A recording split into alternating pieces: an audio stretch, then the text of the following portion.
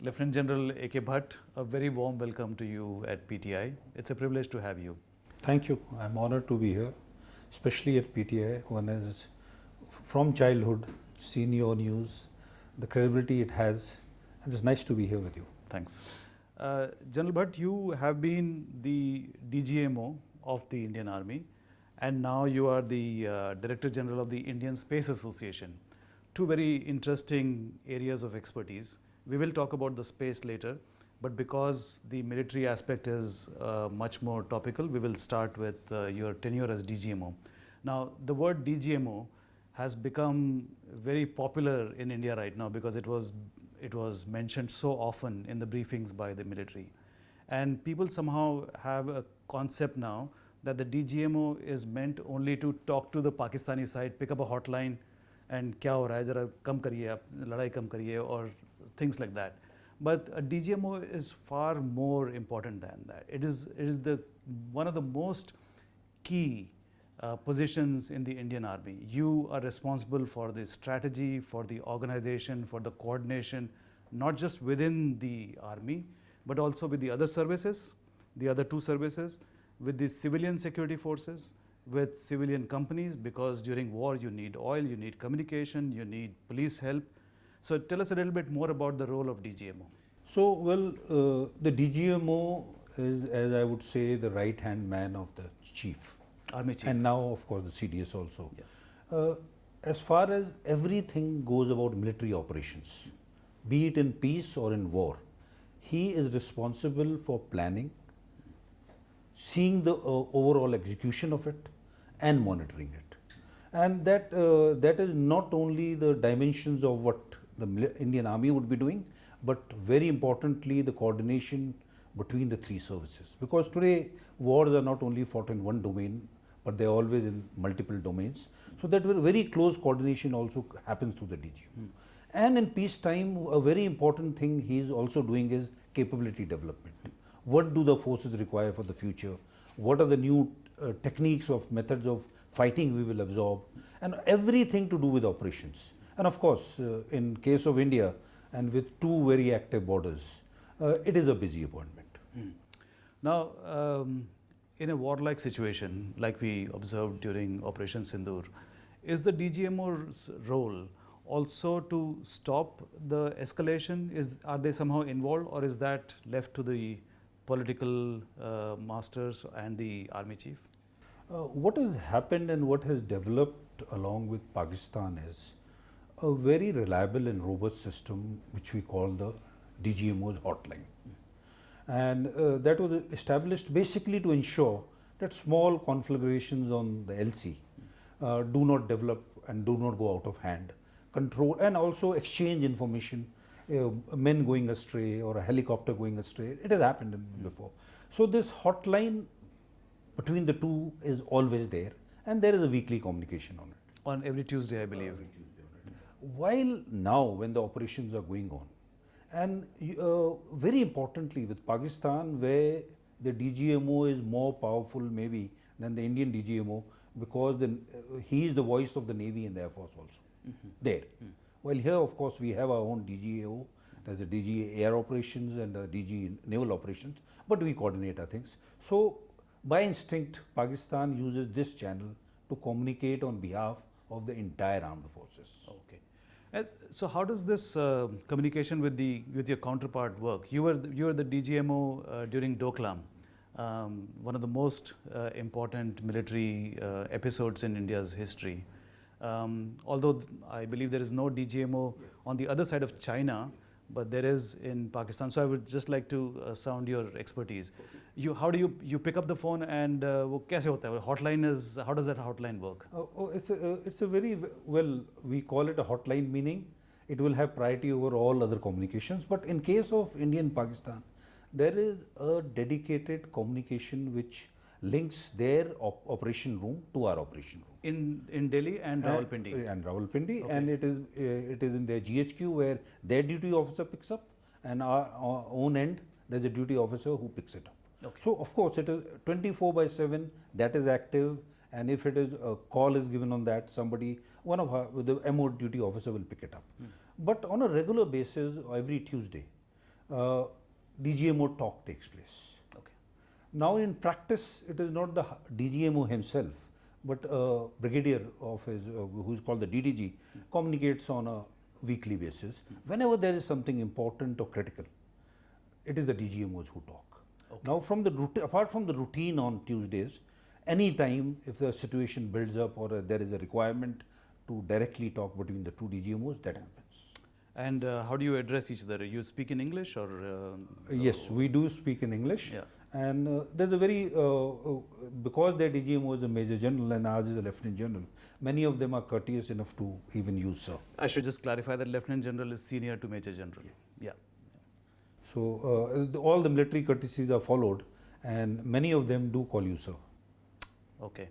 I believe you were a brigadier in the DGMO office when you were a brigadier. And you obviously were interacting with your counterpart on the other side. So it was less formal than a DGMO talk? Oh yes, because there is a human factor, and for a good 1.5 to 2 years, both of you are on both sides of the thing. You talk of matters operational, you lay down what has been given by your side and he does it. And of course at some time you talk of other things also, maybe the weather. And cricket? Or maybe cricket. Not a more serious topic. Operation Sindoor has not ended. The hostilities have ended, have calmed down. A large section of Indians believe that we should not have pulled back, and they're warmongers basically. There is no dearth of hawks in this country, and they talk about that India should have not ended the war. We should have gone and continued the fight and got the POK back. Does that make any sense to you? I mean, I believe no general wants a war. Not at all. Firstly, I would very clearly clarify, India has achieved this strategic aim. What was the aim? To destroy all terrorist infrastructure and demonstrate our military superiority. And we have done both. We were very clear even on the day one, after Pahalgam happened, that the punishment will be to the terrorists, their leaders and their infrastructure. And we did that. We were very clear that we did not want an escalation. And that was also defined by the government on day one. Yes, we were prepared for, as the escalatory ladder climbs, if they would do anything more, we were prepared for that, and that is what we did. We raised the level as soon as he did something more. And as soon as he attacked the airfields, and we thought he has gone to a higher level, we have neutralized many of his airfields, which you are aware, and which led to they suing for peace and calling the DGMO and asking for the peace. Right. Let me tell you, a war, taking POK or whatever it is, I would not specify the aims. A full-fledged war should be a war of choice, taken by decision. That is what was planned this time. Yeah. Yes, the Indian military was prepared for it if the escalatory ladder took you there. But presently our aim was very clear. We had to hit the terrorist infrastructure, and that is the Indian armed forces have very effectively hit it. What is most important is deterrence, and I'm very sure this will build up the required deterrence for Pakistan, especially after the Prime Minister has declared the new normal. Now, you know, you just now mentioned the vast responsibilities of the DGMO, the critical role that a DGMO plays. You were DGMO in 2017. You and the subsequent DGMOs, did you anticipate this possibility that there could be something like this happening, that Pakistan would escalate it through the terrorist route, and then we would fight back? Ever since Bombay happened, it was the government of the day as well as the armed forces were clear, and that is where options other than war were created. That if in case such incidents happen, what would be the various kind of responses? Like yesterday, one of the news channels said there were 10 options which were worked out. And I very much agree, because there would be options using different weapon systems, different kind of escalation metrics to respond to any such situation. So definitely, for so many years now, we know such a contingency can happen, and plans for such Not specific plans, but a number of options are and would be ready. And we are obviously ready for a full-fledged war also. Yes. Whenever you do go for any action which is we did Udi, where we went across and did a shallow raids, or we did Balakot when we raided a terrorist camp, and now when we increased it further to hit a number of places with Air Force and the Army, all this escalatory ladder requires being prepared for the worst case, and that is a war. My personal opinion, and you can contradict me if you feel, is that war is completely futile, and all these warmongers who have been baying for Pakistani blood don't realize the cost of war. Of course, you are confident that you will inflict great harm on Pakistan, but it is obvious that they will also inflict harm on us, and our economic progress is at stake here. We would be set back by several years if we were to go to war, and even if we were to win the war, they would still inflict harm on us, and we cannot afford that. Is that fair? I totally agree with you. I'll give two examples by people who know more than me. The Prime Minister Vajpayee had mentioned once, it is very easy to start a war, but it is very difficult to terminate it. And that gave very much a clarity. In war, the challenge is the ability to then stop a war. Right. And secondly, do you achieve your war aims, and at what cost? Yeah. Not that a nation should not be prepared for war. Because if you are prepared for war, you prevent a war. And with any adversary, be it on the north or on the west, we have to be prepared, and the preparation is to prevent a war. So what is the message you have for all those trolls on social media who are, left, right, and center criticizing the entire strategy of pulling back, of the ceasefire? So what I would tell all my fellow countrymen is, war is a serious business, a very, very serious business. And a nation goes for it when all possible options are over. We had options less than war, and we have excised them. It's not a Bollywood movie where Akshay Kumar goes and wins it for you. Yes. And we have to also remember, even an example of Israel, which is very often given in India. Israel is in an asymmetric war with a country. There is no country. Yeah. There is no army. There is no nuclear bombs on the other side. We have to realize we are dealing with an adversary which has a significant army. Not only that, has a very strong backer. Yeah. One of the unique things that emerged from this conflict is that although it was a conventional war, conventional as opposed to the nuclear option, it was unconventional in many ways, in that drones were used, and drones created this, or brought to the public consciousness completely new technology. Tell us how that changed, how drones have changed the paradigm of war. Very interestingly, the Nagorno-Karabakh war In Azerbaijan, Armenia, yeah. Was where drones really came into limelight. And here was the weaker side. Effectively, with its drones, could neutralize the country which had more tanks or more guns. Armenia had more tanks, Azerbaijan had nothing. They were on the verge of losing. They got the drones, and a 2 lakh rupee drone destroyed a 20 crore tank. And distinctly, end of the second war there, it was a war which was won by Azerbaijan. But what was important is that everywhere, professional armies, and especially in India also, the armed forces realized the importance of this new dimension of war. 2017 or 2020? The second one ended in 2020 it ended. And that's when Indian Army realized the importance of drones. And before that also drones had become part, because in the first war also it was used there. And like you said, the cost, the simple technology, and the effectiveness of this new tool drew the attention of everyone. Okay.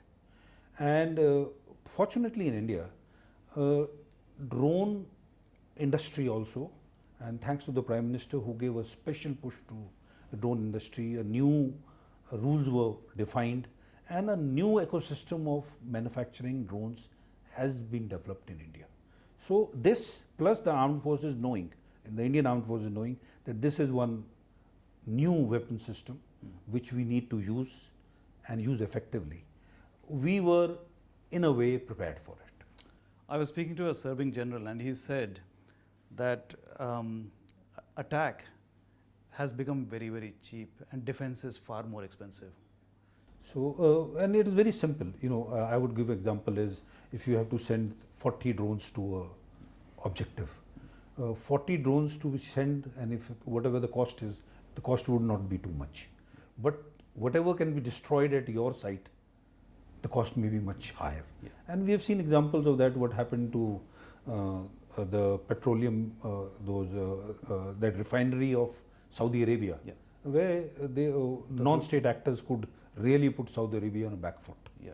So it is a vulnerability, and now to protect it, you have to have a very effective air defense system, which itself, when swarms are there, becomes very difficult. Not that there are no counters to it, but it is a challenge.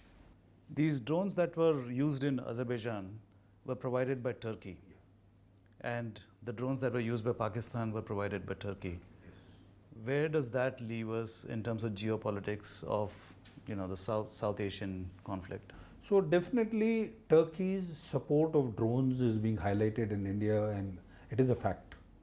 But today, such manufacturing capability, Turkey has also been supplying it to both sides, most probably, definitely to the Russian side, which actually Turkey is a part of NATO, and it would have not been there. So it's, business of drones is different to strategic or geopolitical considerations. That is the way I would say.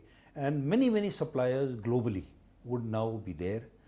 They are selling it to you not because of geopolitical reasons, because it's a business. Business, yeah. So where do we stand in terms of our drone capability compared to Pakistan? Do we have enough drones to match theirs? Definitely. But the most important thing in this is the surge. If you have to continue for a long time, you require much more drones, because some of them, the kamikaze or the drones, one time use, they are there. So a capability, much more of a capability has to be developed if in future there is a scenario like this. Like this time we had adequate numbers, there was no area of challenge. But now we have to definitely build up more capacities in India. Yeah. We need to build our own drones. And it will happen. I'm very sure it will happen. Yeah. We'll just dwell a little bit more on the drones and then go to other topics. These drones come in all sizes and shapes and utilities. They can be very small, like Amazon uses drones to drop products. They carry a payload of 5-6 kilos. Some drones carry a payload of 10 to 20 kilos, which means that they can carry an AK-47 or they can carry a camera, and they fly at different heights. Is that what makes the defense against drones more challenging? Oh yes, because though they are at very slow speeds and theoretically they can be hit easily. But the issue is because of the size, one, which is their radar signature itself is much smaller. Secondly, they fly at such a low level where many of the radars from a distance will not be able to catch them. There is a challenge to neutralize them. And one of the effective measures to neutralize them is break their communication, jam their communication. And many counter drone equipment is based on jamming their communication. But then there are also kinetic means, and fortunately for us, we had old vintage weapons which have proved very effective. That is the Zu-23s and LS-70s, which are primarily guns. And they have been refurbished and they have been now helped with the AI, and they have been very effective in this war. Yeah. One other silver lining that came out of this conflict is the real live testing of our indigenous defense capability. Akash Tir is one, and AI-powered drones and satellite-backed surveillance. So was it in a way a reflection of the success that India is achieving in technological advancement of defense? So definitely the Atmanirbharta which we thought of, and after the Prime Minister had taken over, it's more than a decade now, that is started effectively coming on ground. Of course, there is much more to do, and on the high end, we would still require to import weapons. But definitely in low end technology and even in some of the high end technologies, we now are much better than we were before. And Akash has been one fantastic example of that. Yeah. This is a good way to go into the space aspect of war. You retired in June 2020 and you started working on the creation of Indian Space Association in November 2020, and then you started operations in 2021, early 2021. It was unusual for a private body to be headed by a military person. Now it makes sense because I think there was a clear vision on the part of the government that space is going to be an integral part of our defense system also. Now for most people, when you think of space, you think sending a rocket up in space, but it's far more than that. It is satellite surveillance, it is surveillance, it is providing data for met data, weather data, communications, which are all very useful for defense. So tell me what your vision is for the Indian Space Association in terms of defense. So firstly, I should clarify the Indian Space Association is not only for defense, it is for creation of a space ecosystem in India in the private sector. And this was in fact a historic and a visionary step by the government when they decided that now we need to open up space for private players. And we do have a legacy of ISRO of 60 years of really putting India on the high table as far as technology goes. And in these 3 to 4 years, private space has really developed. We have 2 young companies, new startups, who have rockets, who have already fired pre-orbital rockets, and they will be having orbital launches this year or next year. And there are 5 companies who have made satellites. What is most important in this whole issue is now for military. Defense today, previously we used to say wars are fought in land, sea and air. But 2 new domains, very, very effective and important domains have now come in, that is space and cyber. And amongst that, both are very critical. I'll talk about space. Why is space critical? Firstly is it enhances the capability of all the defense forces in very, very critical domains of ISR, that is intelligence, surveillance and recce. Basically knowing where is the enemy. Secondly, for targeting, be it by missiles, be it by aircrafts, be it by land forces, to get satellite imagery is very important to get the latest intelligence. And after you have hit an objective, firstly to guide a missile or guide an aircraft, you require navigation, which is also through systems like Navik, which we have in India. And thereafter, for communication also, satellites are today used extensively. Primarily they are in the geo, but now the new disruption in space is that the satellites have come down to the low Earth orbit. What height, what altitude are we talking about? Low Earth orbit is actually defined from 500 to 2000 kilometers, but generally the present constellations are at 500 and 700. And the geostationary orbits are much 36,000 kilometers, and they stay in one location. They move along with the rotation of the Earth, yeah, and look at as if they are seeing at one place only from. Yeah. So the sum and substance of what you're saying is that the whole paradigm of war and defense has changed and will continue to change, and the future wars will be fought in space, in cyberspace and with drones. So what I have told you is all the enhancement of the capabilities of the forces in the 3 critical dimensions of ISR, PNT, that is navigation, and satellite communication, and meteorology. But in the future, any country will have to protect its assets in space, as also know what are the adversaries' assets in space. And that brings into a new domain of space domain awareness, and also have the ability to hit the adversary. And that is where what you're talking is the space war. No country has declared any weapon systems to fight in space presently. But countries have demonstrated capabilities to have anti-satellite weapons. They are both in the domain of kinetic weapons and India also did the test. We were the last ones to do it. And apart from that, are non-kinetic weapons like laser dazzlers, other weapons which can be there. They're kamikaze satellites they're talking of, which will go near an adversary satellite and destroy it. You're kidding me. And China has Kamikaze satellite, a suicidal satellite which will go and kill itself and kill the other satellite as well. Yes. In China, you said, has it? Has been demonstrating such capabilities from videos and all which they've been taking out and all. Because this is very, in space it is in a growing dimension, this war. Yeah. Because what has happened is now we are looking at not making new satellites, but repairing satellites in space. And very recently, if you know, India did the space docking capability. Yeah. That is, two satellites met together. Yeah. So this technology is, in the future will be used to refuel old satellites. That a satellite, where actually a satellite dies not because its components go away or something. It dies primarily because its source of energy goes away. So now techniques are being found to refuel a satellite. See, this context has become clear now. When the docking happened, we were not sure why it was important. So this is why it is important. It is important for this, and also when we have to put a human being on moon, when we have to make a Bharat Antariksh station, for docking it is a very, very critical element.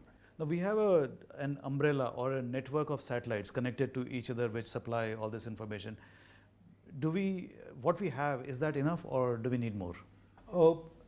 Presently, we have 9 to 10 military satellites, and they have a good resolution, they have a capability, but our revisit times are 5 to 6 days or even more. What does that mean, revisit time? That when do you visit the same place? Okay. Say So it is Pasrur. Okay. So I cannot be seeing Pasrur 24/7, which is desirable by the forces. Okay. Okay. In future, that is what we would like to have. And here again, in the middle of last year, the government finally announced SBS3, Space-Based Surveillance 3, which is 52 new satellites which are being made for defense, basically for ISR. Okay. This would enhance the capability of revisit to nearly a day. Okay. But what is being desired by defense forces today is persistent surveillance.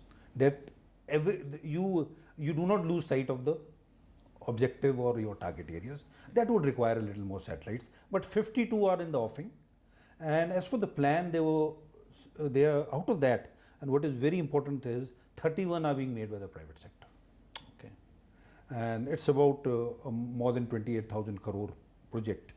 And the 3 consortiums have already been identified by NSIL, that is the private public sector company of ISRO, and orders are being given to these companies. But for the satellites to be effective in space will take another 4 to 5 years. I'm very sure now the government is going to ask these companies to speed it up. Of course, it cannot be speeded to 6 months or 1 year, but to the shortest possible time which is possible. These 52 satellites definitely will increase our capability a lot. Today, our gap is filled by companies like Maxar, Planet M, and other international companies. Definitely, we would be taking the best resolution to be available for our defense forces from wherever we get. But we would obviously want our own satellites to be provided. Because shutter control is very important. Who clicks the picture? And then you know what you can take and what you cannot take. I'm really glad that a military man is heading this venture. Oh, it's been a great learning, and what I have learnt is that being a man in uniform, maybe at times I thought, and of course I believe that I was in the best possible service I could do for the nation, but there are great people who are working for India, and that are the scientists of ISRO. They've done a great job with frugal finances and with a great motivation to do something for the nation. If we are at a level where now our private sector is also growing, it is thanks to what our visionary forefathers did and what ISRO is doing for the last 60 years. And DRDO as well? Oh yes, DRDO is also, along with ISRO has been doing it, but primarily the space is being led by ISRO. And what about the young startup creators in space industry? What is very important, and where the government's initiative of declaring this space policy has really helped, is we have young men who are technologically very well endowed. They also know how to run business, and they are going into this domain with total zest and excitement. Yeah. And that is why we have today companies like Pixel, we have companies like Dhruva, we have companies like Skyroot, many of them who will put us at the highest table internationally. Our satellite capability, our space capability is far superior to Pakistan's. But we should not be complacent because Pakistan has a very strong ally whose satellite capabilities are much better than ours, China. So yes, you're right. And the Ukraine war brought out one new dimension. And that new dimension was commercial space companies providing communication and ISR. Ukraine, which had hardly one or two satellites, while Russia was a credible space power comparatively, on ground, Ukraine had everything from space. And as you're aware, Starlink rushed those 2,000 plus discs there for SAT communication. And all what was being jammed by Russia for Ukraine, that didn't have any effect because then they had satellite communication. Similarly in ISR, they had the best of all these commercial companies. So these commercial companies providing ISR for defense forces is the new dimension. I just want to go back to your DGMO days when Doklam was happening. Would you like to talk about the behind the scene role that you played during that 73-day standoff? So one thing, and which has, what I can make out now, has evolved much more, is at the highest level. And at the highest level I am talking is for security, the NSA along with the Foreign Secretary, the bosses of IB and RAW, the CDS, the three chiefs, the DGMO, they meet together and they work out things not once in 24 hours or once in 4 days, but nearly regularly. And this is done by consultation, by sharing ideas before these very challenging decisions are made and put up to the Prime Minister. And this system started then in Doklam, and I'm very sure it is much more evolved now. Yeah. What do we do about Pakistan? In a very reflective mood, it's like a fishbone. You don't want to go to war, a full-fledged war, even though you know that you have better capability. But at the same time, you have this really major irritant which sponsors terrorism. We cannot allow that also to happen. So maybe I'm asking you to wear a third hat of a politician and or a strategic person and tell me what. So, this is one thing which is a challenge for anyone who is in India and who's thinking of Pakistan. First, we have to identify who matters in Pakistan. And there is only one person or one organization called the Pakistan Army. And Pakistan Army is relevant to Pakistan, is powerful only if there is a threat. And that is why there is an excuse called Kashmir or whatever. They have to have something to distract the attention of all the people and continue to stay in power. And if you see this one also build up similarly, when they were having problems in Northwest Frontier, they were having problems in Balochistan. Within the army, there was a lot of stress. And as you know, the Pakistani army was at its nadir when the Corps Commander's house was attacked last year. From there, and what even the political exertion by Imran Khan, now the Pakistan army had to again become relevant. And that is why I assume what happened in Pahalgam. Now this is what, will the Pakistan army change? How do we handle it? My view is, one is the method we have applied here, and we have set a new normal. You cross the red line, we will hit you. Of course, it will require us to be more prepared. It will draw attention to this. But for Pakistan, there is no other method. One is that. The IWT has been a very effective method to be used. And thirdly, I will say which one of the Western experts says, She has written a book on the Pakistan Army. She's examined the Pakistan Army very intimately. And once while I was talking to her and I asked her the same question you asked me, what should we do with Pakistan? And she told me, look, General, India today is growing. It's up to you. You put Pakistan on your front screen and drive your car, or look at economy and keep driving it. Keep them in the rear view mirror. Don't distract yourself from what they are doing, but they should not be what should make India go forward. Which is what we had been doing since Kargil, and now, but Pakistan suddenly, obviously, it needs a raison d'etre to survive. Because the basics is the Pakistan Army is not Pakistan Army, it is Pakistan Ins. They own housing societies. The money, they make roads. Right. They do business in hotels. Everything, they are only relevant because there is a threat. Like the Myanmar army, which does the same thing. Pakistan had an edge earlier because in Kashmir it had some support.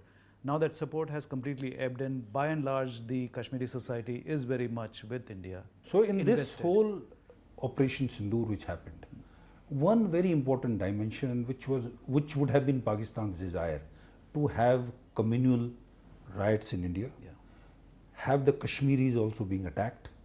The Indian people have really behaved in a very mature way. We have what Pakistan's aims would have been achieved if we had strife internally. Definitely we are a majority Hindu country, but we have all other religions and all of them have stood up with us together. We have to very clearly differentiate between a Pakistani and an Indian. That's the ultimate litmus test. Pakistan, India. That's what it is. Great. General Bhatt, thank you so much for talking to us. It's been my pleasure, and thank you. It was very nice to meet you and also to have this interview.